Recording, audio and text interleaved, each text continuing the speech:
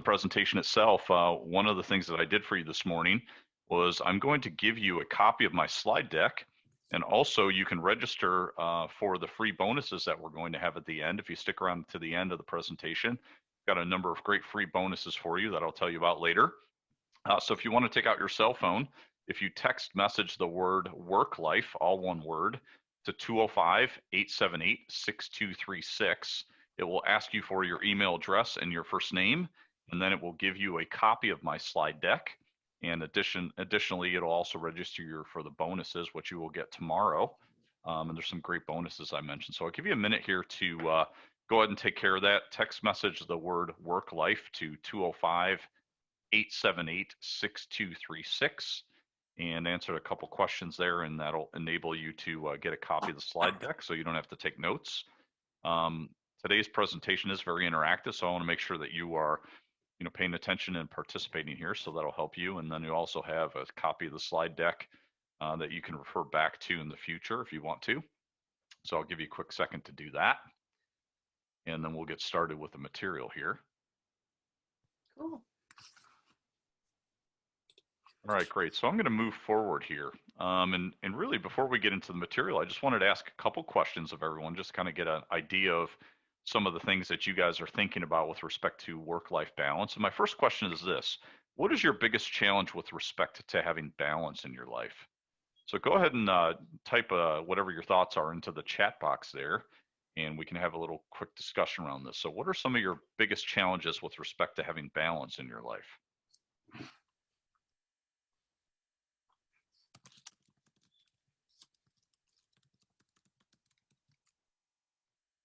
So Wesley says focus. Yeah, obviously that's a big one, right? Especially today with all the distractions that we have. There's a lot of uncertainty in our world in 2020. April says fitting everything in. Obviously we've got a ton of things on the plate, and trying to get all that in a day is pretty tough. Marcy mentions closing the door at the end of the day. Yeah, having a separation between work and home is tough these days. David mentions just trying to find a balance between work and life.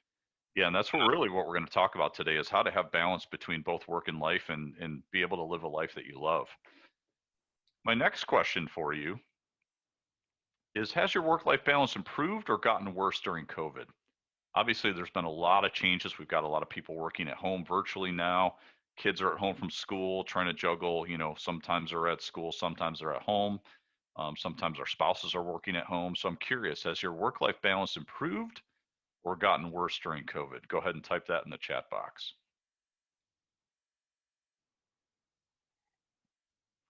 Marcy says it's about the same. So has your work-life balance improved or gotten worse during COVID? David mentions worse. It's gotten more challenging this year. Connie and April both says it's gotten a little bit worse. And we'll talk about why that is in a few minutes here.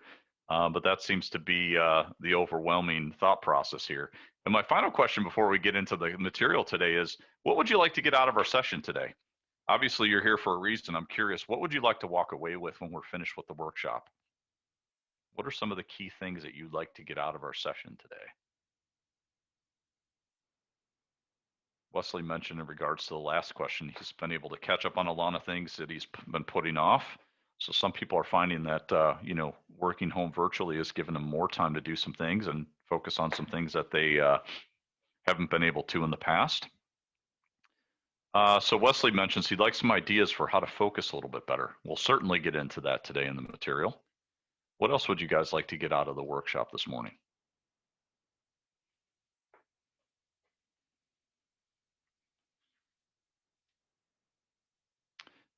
April mentioned setting a schedule and sticking to it. How do you stick to your schedule and set priorities? We'll certainly get into that as well. So what are we going to talk about today? First of all, we're going to talk some key trends in the marketplace. What are some things that are, helping us or preventing us from having life balance? We're going to define what balance is and what it's not. We're going to talk about the top 5 keys that I have for maintaining life balance, especially during COVID here. We'll have a little Q&A at the end. If you guys have some questions, we can have a group discussion. And then, as I mentioned, there's going to be some cool free giveaways at the end. So some key trends in the marketplace right now. Number one, more and more people are working virtually, especially during COVID times. This was happening last year as well, and as over the last couple of years, more and more people have flexible work schedules. They're working virtually. But what's interesting is since COVID hit earlier this year, Stanford University actually did a study on this summer, and what they found was that 42% of the workforce right now is working full time from home. So that's completely changed the dynamic that we have. Additionally, 33% of the workforce right now is unfortunately not working due to COVID. Either they lost their job or they've been furloughed or they're getting paid to stay at home. And about 25% of the workforce right now is what we call essential workers, and they're actually going into the office on a daily basis. But the majority of people, about 75%, are working from home full time. Also, students are home full time, so the families at home competing for bandwidth on the internet connection. So that's created some issues. Poorly defined work boundaries. Someone mentioned this earlier. Closing the door at the end of the day. Mhm. With everyone working virtually now, work and home is all melded together, and it's hard to have a boundary between work and personal time. Opportunities and distractions are rising exponentially. In fact, there was a marketing company a couple of years ago that did a study, and what they found was that the average person gets bombarded with between 3,500 and 5,000 marketing messages a day. This is up from about 700 in the 80s. So, a lot of marketing is going on. We have access to all sorts of different ways to communicate, and there's more and more noise and more responsibilities. With technology, we have to be parents, we have to be, working, we have stuff outside of work, we have other responsibilities that are rising as time goes forward, not lessening. We're also over and sometimes under communicating. If you think about it, you have email, you have a cell phone, you have some of us have a desk phone, you have voicemail, you have instant messenger, you have social networking. So there's all sorts of ways we can communicate, and in some ways we're over communicating, but in other ways we're under communicating. And what I mean by that is we have shortened attention spans. We live in what I call snack culture.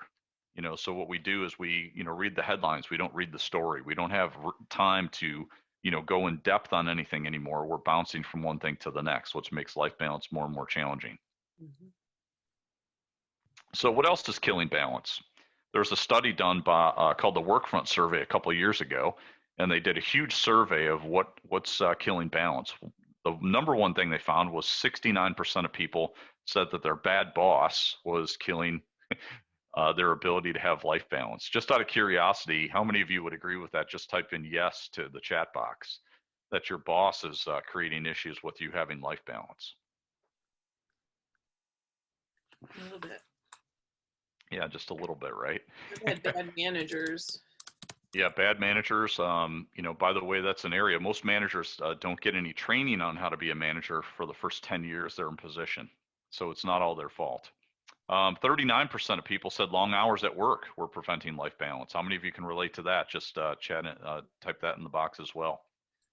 And one of my favorites, 31% say incompetent colleagues are leading to all sorts of problems with work-life balance. And in fact, if you follow the 80-20 rule, and it's true in the corporate world, 20% of the people are doing 80% of the work, which means there's a lot of people that aren't doing a lot of work, and they can be those types of people that constantly waste our time. And then also 30% of the people said long commutes. Obviously, that's not an issue today for most people because most people's commute is from their bedroom to their office and their house. So we don't have any more long commutes, which is great. So that's something that's helping us out. So as April mentioned, I am an executive coach for the Ken Blanchard Company. And if you don't know Ken Blanchard, he's written about 60 best-selling books. Probably his biggest hit was The 1 Minute Manager, which came out in the 80s. That was a great book, really, taught people how to be great managers. And what's interesting is back then we were always talking about the 1 minute manager. Today we have what I call the got a minute manager. So what's the got a minute manager? The got a minute manager, the average manager gets one interruption every 8 minutes or approximately 7 an hour or 50 to 60 per day. The average interruption takes 5 minutes, totaling about 4 hours or 50% of the average workday. 80% of those interruptions are typically rated as little to no value, which creates about 3 hours of wasted time per day. Now, even if you don't lead people, I'm sure that you guys can probably relate to this. Most of us are constantly interrupted, whether it's by other people or other devices, Facebook, our cell phone, our kids. So we're very distracted, right? And the typical got a minute manager is about 25% effective, works long hours because they're inefficient, and is in constant reactionary mode. Just out of curiosity, how many of you can relate to this? Type yes in the box if you can relate to being in constant reactionary mode. April's raising her hand. Yeah, that's me. Notice here too, I also said the got a minute manager is about 25% effective. That last slide said about 50% of the distractions are coming from other people, but we also have to take into consideration that we distract ourselves. We get on Facebook, we get on LinkedIn, we turn on the news, we listen to the radio. There's all different things. We do email that can distract us from being focused and therefore waste time. So what exactly is balance? I love this picture because it kind of gives you an idea. If you remember when you were in high school in chemistry class, we used to use those scales, right, where you'd have a balance of equilibrium. And I think a lot of people, when they think of work-life balance, they think of that equilibrium. And in fact, balance is defined as to bring or maintain a state of equilibrium. So really our goal here is, work-life balance as to how do we get balance. Is anyone getting any feedback there? Is everybody on mute? Check and make sure that we're all on mute here. Okay, great. So the first key to living a balanced life starts with your belief systems around time. And this is really important. And as April mentioned in the introduction, I used to be a coach for Tony Robbins. I was one of his top business coaches, and I learned a lot from Tony. And one of the things that I learned, and probably the number one thing he taught me, was that any result that you create in life is 80% psychology and 20% mechanics. And what do I mean by that? 80% psychology is really your mindset, how you think about things, and 20% mechanics is how you execute on things, the how-to part of things. And this is really important when it comes to balance, because our belief systems are really what drives our mindset around this. And you may be wondering, well, what, Tom, exactly is a belief? Well, belief is defined as a story that we tell ourselves to define our personal sense of reality. And this is really important because there's nothing stronger in the human mindset than to want to be right. And so when we develop a belief system or a rule for living or a story that we tell ourselves, we want to be right on that. And I'm sure you've all experienced it these days, especially with an election coming up. If you ever argue politics with somebody, it's a never-ending argument because you're right and they're right, and you'll fight to the death to defend what your belief system is. So this is really important when it comes to our beliefs with respect to balance and time management. So some examples of this. One example of a belief system might be, if I don't work 80 hours a week, I won't get things done. How many of you can relate to this or believe this to be true? That if you don't put a lot of time and effort into things, you're not going to get everything done. Just go ahead and share in the chat box if you find that's true for you.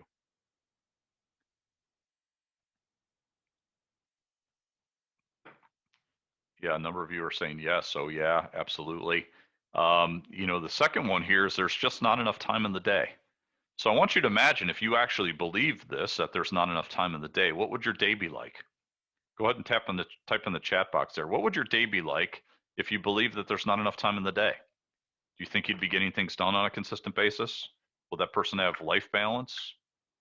Yeah, probably not, right? There's never enough time or any time to relax. That's another belief system that might be getting in the way of life balance. And if I had more time, then I could do things that I really wanted to do. These are all great examples of common belief systems that people have when it comes to managing their time and their life balance. The question I have for you is, what are some of your beliefs around balance? So what I'd like you to do is just take a moment and think about that. What are some of the things that you believe when it comes to balance and time management? And go ahead and write those in the box. So Marcy said that last one that I put up on the last slide was definitely true for her. What else is true for you? What are some of your beliefs around balance? Go ahead and type them in the chat box. Yeah, Marcy mentions learning to say no. So all of us, usually have a problem, with saying no and boundaries. So that's something that can be a challenge when it comes to belief systems, or even being able to believe that we might be able to say no to people. What else? How about a couple more shares? Yeah, having a plan. If you want life balance, you have to have a plan. April mentions, I feel guilty if I don't get everything done. Well, if you feel guilty if you don't get everything done, right, you're probably running around all day trying to get stuff done and just feel like balance is out, out of bounds or something you just can't achieve. Wesley mentions, balance requires, setting up your day early. David mentions, disconnecting when you're on vacation, having that belief that, hey, if I'm on vacation, I can disconnect. So those are all different belief systems around balance. The real question here is, are your beliefs empowering you or disempowering you when it comes to life balance? So just go ahead and write in the chat box there. Do you feel your current belief systems are empowering you or disempowering you with respect to being able to have balance in your life?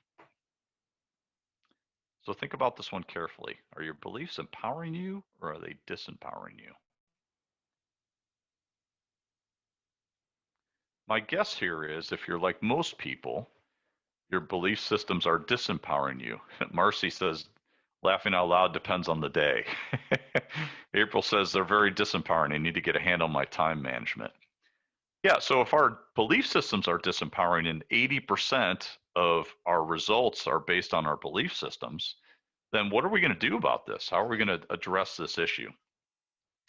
Well, what I'd like to do is really kind of say that perhaps number one, from a macro perspective, we need a different goal, which I'll talk about in a moment here. But also on a micro perspective and an individual level, we need to come up with some new empowering belief systems. And if you're having challenges with this, one of the bonuses at the end of our session today is going to be the ability to do an hour coaching session with me, absolutely free, where we can talk about some of these things. So if you're having some issues around your belief systems, I encourage you at the end to sign up for that, and we'll be able to dive into this on a one-on-one basis, and I can help you shift some of those beliefs. But as a higher level basis, one of the things we need is maybe a different goal. And what I'd like to suggest is instead of work-life balance, perhaps what we need to do is focus on work-life integration. And integration really being defined as behavior as of an individual that is in harmony with the environment.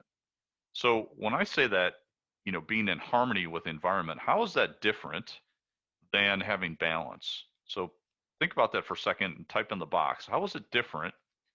Integration, how might that look different than balance? So we talked about balance being kind of equal of both, right? You have like the scale and you're equal split between personal and professional. Um, Integration is being in harmony with the environment. So how would that be different?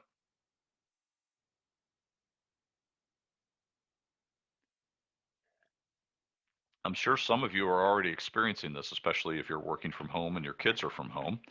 If your kids are at home with school and your husband or wife and you are all working from home, you have that ability to start to integrate some of these things. For example, you could have lunch together as a family, whereas before you couldn't do that. Marcy mentions here, balance does not take into account happiness. You may be balanced, but it's not optimal. Yeah, and that brings up a great point, Marcy. Balance being 50-50 split, integration is really defined by you. How do those things fit together in your life and how do they work together? And that's really important. Rhonda mentions flows ebb and flow, ebb and flow of different aspects of life, right? So when you're integrated, you can flow from one thing to the next and make it all work versus balance requires a boundary of like, hey, I'm working till this time and then I have personal after that. Marcy mentions like a rock is balanced if it can fall over with a little push. Yeah, if you're easily knocked off balance, that can be a problem here. Whereas with integration, you can integrate things together. So key number two here is if you want to have more work-life balance or work-life integration is you must know exactly where you are and where you want to go. So I have a little exercise for us to do here. What I'd like you to do is take out a piece of paper and a pen. I've created 8 categories here: career, money, health and fitness, friends and family, significant other or relationship, personal growth, fun and recreation, and physical environment. And what I'd like each of you to do is for each one of those categories, I'd like you to give it a score, scale from 1 to 10. 10 being this area of my life is absolutely exactly the way I want it. 1 being it's not even close to what I want it to be. And I'll give you a few minutes here to just kind of do that. So for each one of those, give yourself a score on scale from 1 to 10. I'll give you about a minute to take care of this.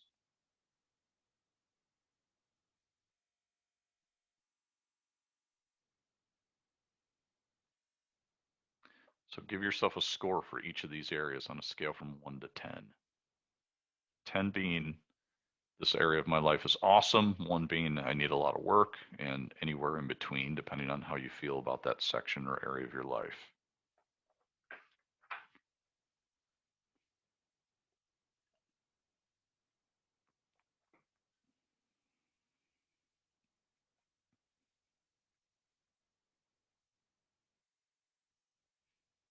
All right, I'll give you about another 30 seconds here.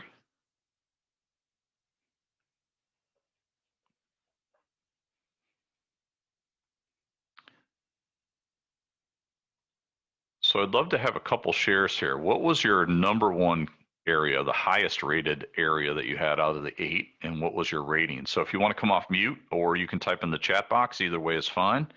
Tell us what your number 1 area was and what you rated it.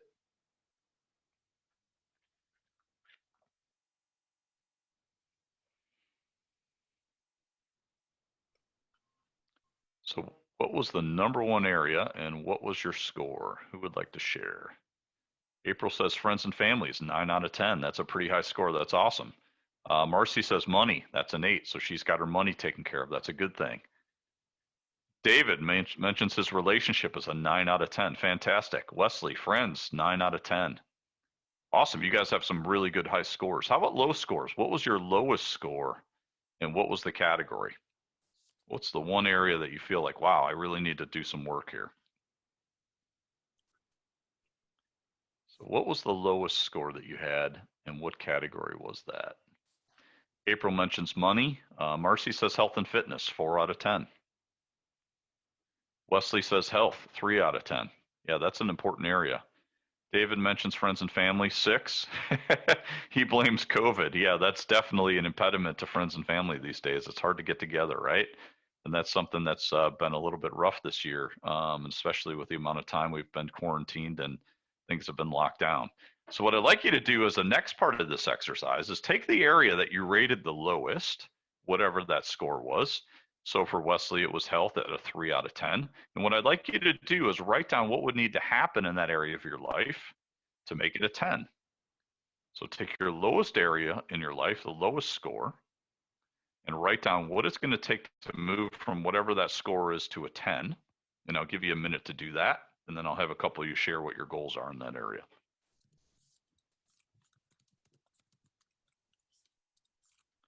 So I'll give you about a minute here to think about the lowest area and what would it take to move it from whatever the score is to an absolute 10. David Gentry mentions find a vaccine. Yes, that would be very helpful, right? Especially if COVID is destroying your ability to get together with friends and family. Wesley mentions lose weight, exercise more, eat better. Yeah, absolutely. That'll definitely help you move from a 3 to a 10. Those things are challenging, but you can certainly do it. I know you, Wesley. April, keep growing my business and budget money, personal and business. Yeah, that'll definitely help with that category of your life. And Marcy says, go back to my good habits that I've let erode. Yes, a lot of us have let things erode too during COVID. This has been such a time of uncertainty that it's kind of knocked us off balance a little bit, and we need to get back to those right principles. The key here for this is if you want to have balance in your life, you have to know exactly where you're at right now and where you want to go. So you got to get clear about your outcomes. If you don't know what the outcome is, you have no hope of achieving that outcome. So you got to get clear about that. Number 2, you want to have specific written goals for each area of your life. We talked about 8 categories a moment ago. You can create your own, whatever's important to you, but you've got to have written goals in each area so that you know what your objectives are. And then number 3 here, you got to use your goals as a filter to determine how you want to spend your time. And a couple things here when it comes to goal setting I want to share with you that might help you with this. There's really 3 big reasons that people don't achieve their goals. Number 1, they're not big enough. Most people set goals that are not, inspirational. Let me give you an example. Imagine for a second that I'm going to have you come work for me, and I'm going to work you 80 hours a week. Every week throughout the year, I'm not going to give you any vacation time. And at the end of that time, I'm going to write you a check for $50,000. How excited are you guys about that goal? Working 80 hours a week every week with no vacation time and only getting $50,000 at the end of the year. Yeah, that's not very exciting, right? So let's do another example here. Imagine that same goal. You're going to come to work for me 80 hours a week. I'm not going to give you any vacation time, but at the end of the year, I'm going to write you a check for $500,000 and I'm going to make you 50% owner of my multi-million dollar corporation. I think we can all agree that that's a much, much more inspirational goal. And if you have that goal, it's more likely that you're going to achieve it because you're not going to quit because you want to get the outcome. That's really important. So you got to make sure you set goals that are big enough. Number two, you have to have goals that have a powerful reason why you're doing them. Most people don't know why they're setting a goal. And if you don't have a powerful, compelling reason, you won't achieve it. So, as a great example of this, imagine for a second that I'm going to challenge you. I'm going to give you 30 days. And over the next 30 days, what I'd like you to be able to do is at the end of the 30 days, write me a check for $1 million. How likely is it that you could do that? For most people, they're going to say, hey, Tom, no way. There's no way that's going to happen, right? But now if I change this a little bit, it's going to change everything. So imagine the most important person to you in your life. This could be one of your children. It could be your spouse. It could be somebody else. Maybe it's your parents. But imagine that person for a second. And imagine you found out today that the horrible news that whoever that person is that's super important to you has terminal cancer and they have 9 or 30 days to live. And imagine shortly after you find out this horrible news, I give you a call and I say, hey, I'm so sorry to hear the news, but I got some great news for you. I actually have the cure for that person's cancer. And all you need to do to get that cure from me is give me a check for $1 million. And that person not only going to be cured from their cancer, but they're going to live a long and prosperous life. Most people in that situation, because they have a powerful reason why, would figure out how to achieve that goal. So whatever your goal is with respect to life balance, you got to make sure that it's a must for you, that you have a powerful reason why you want to achieve that. And finally, the third thing is something that I learned from Brian Tracy. And Brian likes to say every minute spent planning saves as many as 10 minutes in execution. So for most people, most people can plan their day in about 10 to 12 minutes. That'll save you 2 hours of time every day. So just out of curiosity, how many of you, say yes or no in the box, would like an extra 2 hours of free time every day that you could do something else with besides just work? How many of you enjoy extra 2 hours a day? Yes, please, says Marcy. Rhonda says yes, absolutely. David says yes, exclamation point. April says that would be amazing, right? So the key here, if you want that extra 2 hours a day, you have to follow key number 3, which is align your daily actions with your intentions. So the key here is this: the goals you set for yourself are only intentions until you align your actions with them. An intention without daily action is merely a wish.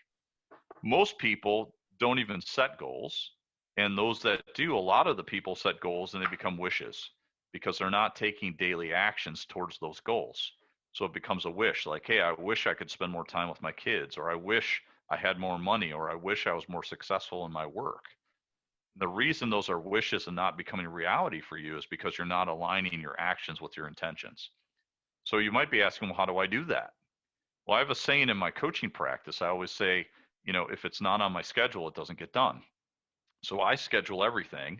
And what I really try to be a role model on is if you set goals for yourself in each of the key areas of your life, and then you break those goals down into actions and put them in your calendar and actually follow your calendar, you'd be amazed at how easy it is to start achieving all the goals you want in the different areas and how easy it is to have life balance or life integration.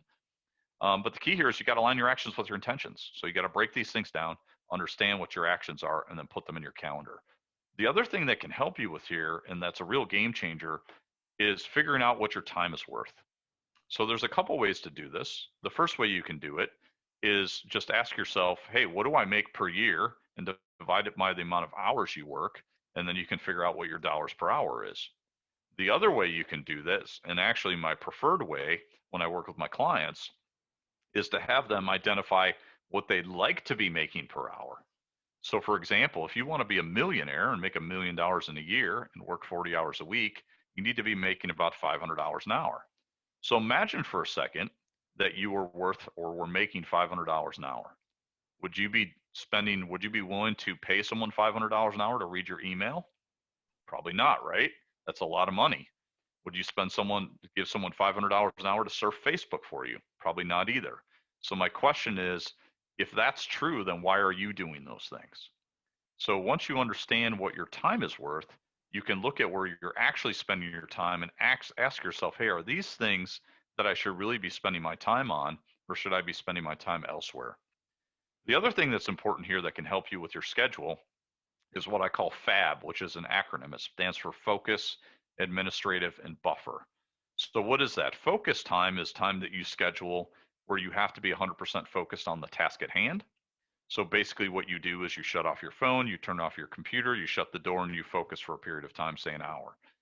If you add some focus time into your day, you're going to find you're much more productive. Administrative stands for A, or A stands for administrative. And what administrative time is times where you could do multiple things at once. Maybe you can listen to the radio and do email, for example. So your day should have some times when you're doing administrative things. And then B stands for buffer. What buffer is just extra time you build in your schedule for a break or just to schedule nothing in case something comes up and you need a little bit of extra time so that you don't have that domino effect in your day. And I'm sure we've all experienced this where one thing goes wrong and it sets the rest of the day off course. How many of you have ever experienced that before? Just type in yes in the chat box where one thing goes wrong in your super tight schedule and then all of a sudden the rest of the day is all thrown off and it puts you in a tailspin. Yeah, everybody's saying yes to this because it's a common occurrence, right? So key number 4, if you want to have life balance, is you've got to stop using time as an excuse for not having balance. This is really important, and there's a quote I like to share with you that I put together. No matter who you are, where you live, what you do, or what kind of background you come from, there's one resource that is equal for everyone. That resource is time. And time is really, truly the only limited resource that we have. But what's interesting is the only equal resource that we all have. And if you stop to think about it, you have to question yourself: is why do some people run 4 or 5 businesses? They have a great family life. They're always at their kids' outings and they're able to do things right and seem to have that balance. Whereas most of us are challenged with, even being able to focus at one thing at a time. And really, it comes down to time management. So, as we talked about before, if you have poor psychology or a poor mindset, you're going to get poor results. So, life balance starts with you. Number one, the question I have for you are you at cause or are you at effect? Who knows what I mean to be at cause? Either unmute yourself or type in the chat box. What does it mean to be at cause? Anyone have any idea what it means to be at cause? I'll give you a second to think about that.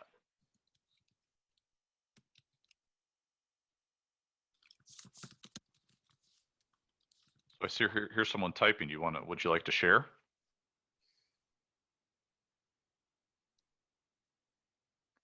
So Marcy says you are in control and not being reactive. Absolutely. When you're at cause, you're in control. You're determining what you spend your time on, what you focus on. So what does it being at effect mean? If I'm at effect, what does that mean?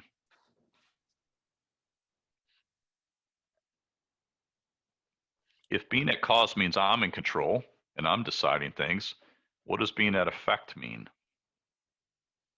Yes, effect is the opposite of that. So if I'm at effect, I'm the victim, right? I'm responding to everybody else and everyone's determining where I spend my time and where I focus. So you've got to get that under control. You've got to realize that if you want life balance, you have to be at cause. You have to be proactive. Number 2, what are you tolerating? I want you to think about some things you're tolerating in your life. Type in the chat box. What are some things that you're tolerating in your life? This could be things that waste your time. This could be, a car that's not working properly. One of my clients, he was tolerating a little crack in his windshield and it was sucking the life out of him. So he finally got that taken care of. April's laughing. So what are those things that suck the energy away from you or suck the life away from you?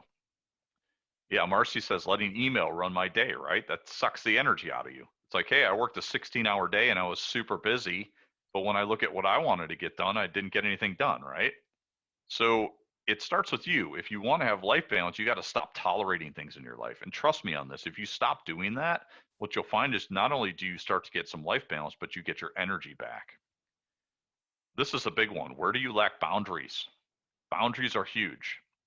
If you don't have any boundaries, you have no hope of having life balance. Someone mentioned earlier, like feeling guilty. I think it was April, said, hey, I feel guilty if I don't get everything done. And usually getting everything done is about everyone else's agenda, not about our agenda. Mhm. So you've got to learn to say no. You got to learn to have some boundaries. And that's my next question to you, something to think about here is how often do you say no? Are you that yes person that says yes to everything all the time? And therefore you end up living a life that's not yours, it's a life of everybody else's? Or are you really good at boundaries and learning to say no? Marcy says guilty as charged. So finally, key number 5 here is what I call my extreme time management tools. And I don't know how many of you are old enough. I'm kind of dating myself here to remember who David Letterman is. How many of you remember David Letterman and his top 10 list every night? Oh yeah. Usually his are pretty funny. If you don't really remember David Letterman, he used to run the Late Show and he used to have a top 10 list every night on his show. And so I'm going to give you my top 10 extreme time management tips here. So, time management tool number 1, cut your meeting times in half. And this is a really good one. And actually, I have even a prize for you if you like to go to meetings. It's a little ribbon you get. I survived another meeting that should have been an email. I'm sure we can all relate to this, right? So there's a law out there. Actually, there's a famous gentleman by the name of Parkinson, and he has one of his famous laws is Parkinson's law. Number 1 is that work expands to fill the time available for its completion. So what does that mean? That means if we schedule a meeting for an hour and we only need 10 minutes, we'll make it expand into an hour. And so what happens for most of us, and we end up in these meetings, usually called by other people, where we end up wasting that whole time and we didn't need to be there in the first place, or it could have been done in a couple minutes on an email or with a quick phone call. So you got to cut your meeting times in half or even more than that. And if you do that, you're going to save significant amounts of time. Number 2, you got to learn to control your communications. This is a huge one. Um, Today, we have email, we have voicemail, we have text messaging, we have instant messenger, we have social media. Some of us, like myself, have a landline as well. We have voicemail. So we have all these different ways that people can communicate with us. And if we don't manage that and control that in an appropriate way, what happens is we become very inefficient and we start to lose control of how we're communicating. Just as an example, I used to be a sales manager and I used to get, a phone call on my desk phone at work, and the person would leave a message for me on my voicemail. And because they didn't get in touch with me, they'd call me on my cell phone. They'd leave the same message on my cell phone. And then they'd email me. And then what would happen is they'd instant message me on my computer, and I'd be in a meeting and I'd answer their question. But when I went back to my desk, I had 3 messages for them. Now multiply that by 40 or 50 people that I was leading at the time, and my day would quickly get away from me if I didn't learn to control my communication. So this is really important. Stop reacting to email. This one's probably the biggest time waster of all. Just out of curiosity, how many of you, the first thing you do is you grab your cup of coffee, fire up the computer, and turn on your email in the morning? Type in yes in the chat box if this is you. Marcy says yes. I'm guessing if you're like most people, if you're honest, that's what most people do. Email is the world's greatest invention for managing other people's expectations. So what happens is people email you and it's never to help you out. It's always asking you for something. Or it's an email that's just a waste of time, some spam or junk mail, right? So if you start reacting to email right away, you're going to lose control of your day quickly, especially if you feel guilty not doing stuff for other people. Because guess what? The email's coming in because they want you to do something for them, right? So the key here is instead of reacting to it, control it and be at cause. So what I always coach my clients to do is set up 2 times during the day, maybe around lunchtime and maybe at the end of the day, where you do email. The rest of the time, shut it off. Put an autoresponder on your email that says, hey, I currently am with clients or I'm busy. I respond to email at 11:30 to noon and from 5:30 to 6 each day. Let me know what you need and I'll help you out. By the way, you can do the same thing on your voicemail. April, I know you're a realtor. I'm sure you get calls all the time. Just leave a message there. Hey, I'm currently with a client showing homes. Please leave your name, number, and a message. I return my voicemails between 1 and 1:30 and 5:30 and 6. I'll call you back during one of those times and then shut the phone off.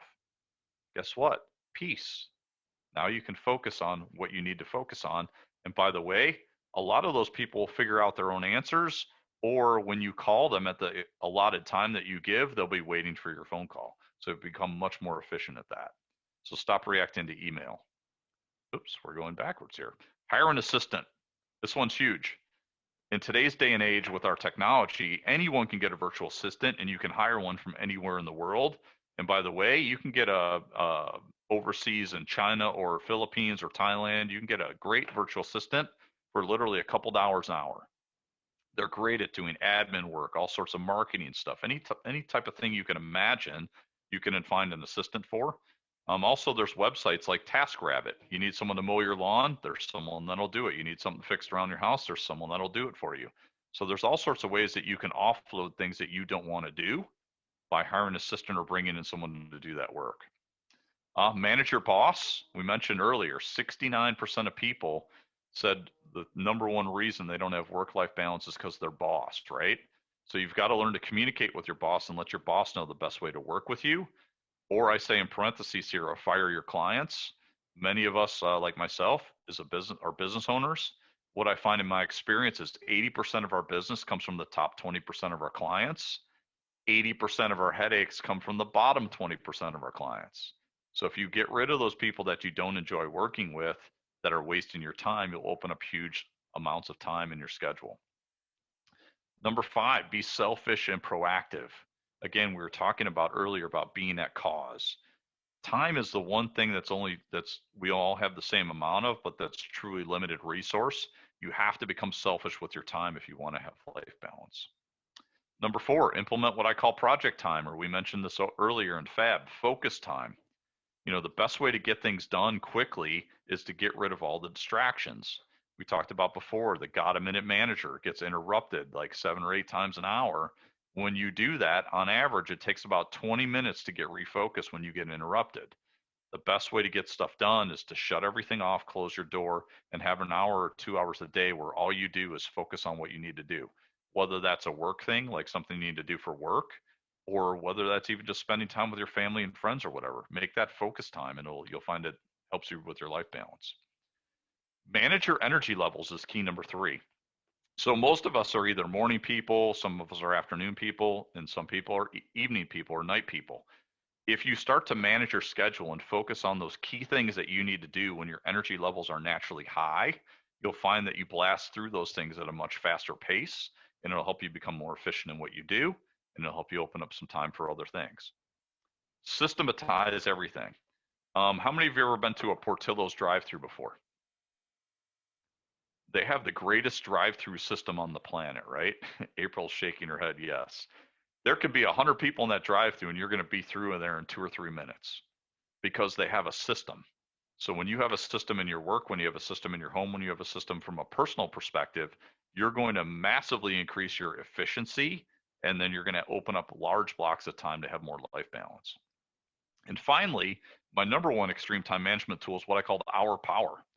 Mentioned earlier, Brian Tracy talks about, hey, spending 10 to 12 minutes in the morning planning your day will save 2 hours of execution, right? So during your hour of power, and it doesn't necessarily need to be an hour, it can be 15 minutes. There's certain things you can do. Some things that I like to do. Number 1, exercise. I like to either go to the gym, or if I don't have time to go to the gym, do some push-ups, sit-ups, go for a quick run, get those endorphins released so I feel good and start the day off in a great way. Number 2, I ask myself, hey, what are 3 things that I'm grateful for so that I can get my mind focused on gratitude and, get into that mindset again of coming from a place of an abundance. Number 3, reading my goals. I read my goals every day so that I know what I want to focus on and I keep those, front and center. Number 4, what are 3 things that I want to accomplish today? Again, using Brian Tracy's tip of, organizing your day, what are 3 key things that I want to focus on? And number 5, by the way, is something I actually do at the end of the day, and that's celebrate. So I find 1 thing or 2 things that I enjoyed that day or something that I accomplished, and I celebrate it. Why would I want to do that? Who knows why I'd like to celebrate at the end of the day? Go ahead and type in the chat box. What happens? How do you feel when you celebrate? Yeah, we feel great, right? Positive reinforcement, absolutely. So if you're trying to build habits and you're trying to build momentum, as April says, feel like you're accomplishing something, Rhonda says, keep your momentum up, right? Yes. When you celebrate something at the end of the day, you're going to want to do it again the next day. So if you do that every day, it's going to build momentum and help you get to that place of life balance. Hopefully that makes sense. So finally, in summary, if you want to live a balanced life and have work-life integration or work-life balance, living a balanced life starts with your belief systems around balance. Remember, 80% of your outcome is based on your belief systems and how you think about this from a mindset perspective. Number two, you must know exactly where you are and where you want to go. If you don't have a goal and you haven't defined what life balance looks like for you, then there's no way you're going to achieve that. Number three, you've got to align your daily actions with your intentions. Or as I like to say, if it's not on the schedule, it's not going to get done. By the way, if you plan your week out in advance and it's all filled up with the stuff you want to do, it's much easier to say no to people than it is when you've got nothing planned on your day. So that'll help you, those of you that have problems saying no to people. Number four, stop using time as an excuse for not having balance. Remember, time is the one resource that we all have an equal amount of, but it's also limited. It's the only limited resource that we have. Everything else we can create more of. So you've got to stop making excuses and you've got to learn to manage your time. And finally, leverage some of the extreme time management tools I gave you. If you just pick one or two of those things and start implementing that, that'll open up huge blocks of time for you. So who has questions? I'd like to open up for questions here. If anyone has any questions or challenges that they'd like to share that we can talk about, more than happy to do that. You can feel free to type it in the chat box or come off mute and ask your question, and more than happy to answer it for you.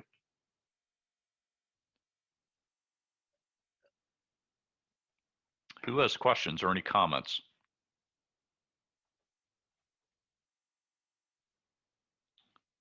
Well, great. Well, I must have done a fantastic job here.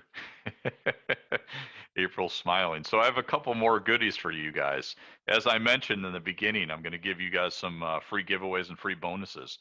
The first one, if you signed up for the text message thing, you're going to get the Clean Sweep program tomorrow. You'll get a link to download that. The Clean Sweep program is a program that will assist you in restoring your energy levels and achieving more balance in your life. This is a program that's really simple. You can work on your own. It's got 100 items on there. You simply check off the things that are true for you today. And then what you do is each week you pick 2 things you're going to work on until you can check those off as well. And your goal is to run your score to 100 over a period of time. So as you do that, you're going to restore your energy and start getting more life balance. So that's a great program that you can work on your own. I'm also going to auction off a complimentary month of coaching sessions. So one of you lucky people will get a month of complimentary sessions with me. We can use those sessions to work on life balance, or if there's something else you want to work on in your life or in your business, we can focus on that. What that includes is 3 30-minute sessions over the month of coaching, as well as support between sessions and all the other resources that we'll use. So there'll be one lucky winner for that. And then finally, for all of you, I'd like to offer what I call work-life balance breakthrough coaching session. And I will send you a link tomorrow. You can sign up for this. You simply give me your email address and your name, and then I will contact you to set up a 60-minute session with you.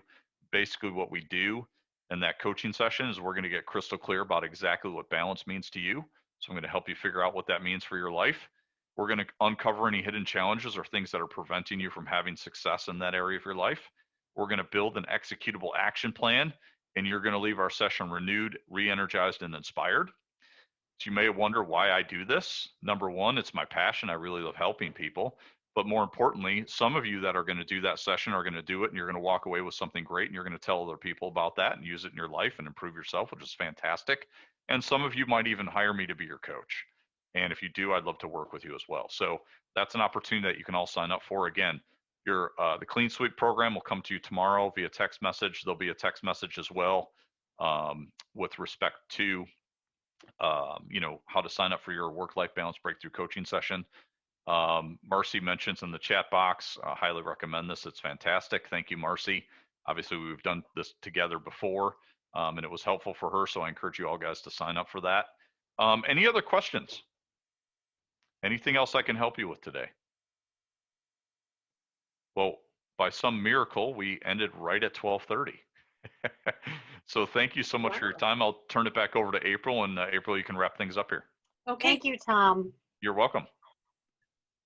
Thanks, Tom. I really appreciate you coming and working with the chamber. This is our second time you've come and helped us, and I love hearing all these things. It helps reinforce just things that I need to do in my business. And time is one of them, especially because we all are at home and got our kids, and we want to enjoy life too, not just work all the time. So I will say I did hire a virtual assistant this year, and it really made a difference that I could hand some stuff off and I didn't have to worry about it, because I don't really like paperwork. So she helps me with my paperwork. Absolutely. No, greatest thing I did in my business a number of years ago was hire a virtual assistant, and she really, probably cut down my admin time by 100%, which cut out 50% of my day with respect to, my time management. And that really allowed me to, have extra time and also take more clients in, which helped boost my income as well. So it's a great investment to make in your business. And then I recorded this session. If anybody would like a copy, just pop your email into the chat and I'll make sure to send you one. Also, I'm going to post this, I think, to our Chamber Facebook page so that you'll be able to see that there too. So I thank everybody for coming. And if you need anything to help support your business, please, reach out to the Glendale Heights Chamber of Commerce. We're here to help you guys grow your business and become more successful too. So let me see. I'm going to write down all these emails, and thanks, Tom, again. I appreciate your help. You're welcome. Thank you for the opportunity, and I hope everyone has a great week. Thanks.